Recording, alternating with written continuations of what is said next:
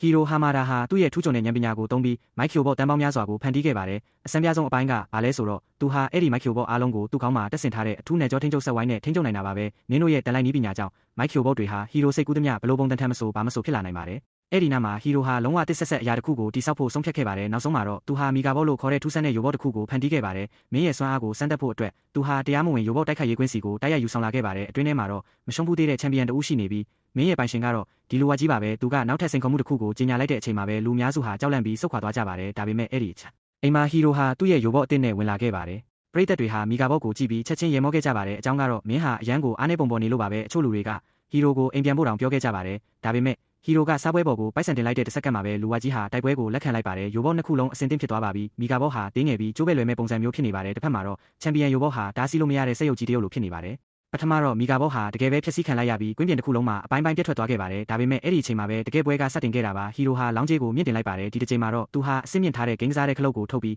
အတီလင်းလှုပ်ဆောင်ခဲ့ပါတယ်ရုတ်တရက်ပဲကျမ်းပြင်ပေါ်ကပြတ်ထွက်နေတဲ့မိုက်ခီယိုဘော့အစိပ်ပိုင်းအားလုံးဟာလှုပ်ရှားလာခဲ့ပါတယ်စက္ကန့်ပိုင်းတွင်းမှာပဲမင်းတို့ဟာကိုပြန်လဲတိဆောက်ခဲ့ကြပါတယ်အဲ့ဒီနောက်မီဂါဘော့အဲ့ရဲ့မျက်နှာဟာရုတ်တရက်ကြောက်စရာကောင်းတဲ့ပုံစံမျိုးပြောင်းလဲသွားပါတယ်ဟီရိုဟာဖျက်ဆီးခြင်းစနစ်ကိုဖွင့်လိုက်တာဖြစ်ပါတယ်ဒုတိယအချီကတော့လုံးဝကိုကွဲပြားသွားခဲ့ပါတယ်လူဝါကြီးဟာစတင်ထိတ်လန့်လာခဲ့ပြီးအကြောင်းကတော့သူ့ရဲ့ဘလို့တိုက်ခိုက်မှုမျိုးကမှမီဂါဘော့ကိုမထိမိနိုင်လို့ပါပဲအဲ့ဒီယိုဘော့ဟာကိုအပိုင်းပိုင်းခွဲထုတ်ပြီးတိုက်ခိုက်မှုတိုင်းကိုရှောင်တင်းခဲ့ပါတယ်အချိန်နှဲငယ်ကြာကစားပြီးတဲ့နောက်မှာတော့ဟီရိုဟာမင်းရဲ့တကယ်စွမ်းအားကိုပြသခဲ့ပါတယ်မီဂါဘော့ရဲ့အစိပ်ပိုင်းတွေဟာလေထဲကိုပြန်တက်သွားပြီးရန်သူယိုဘော့ပေါ်ကိုတွေ့ကပ်သွားခဲ့ပါတယ်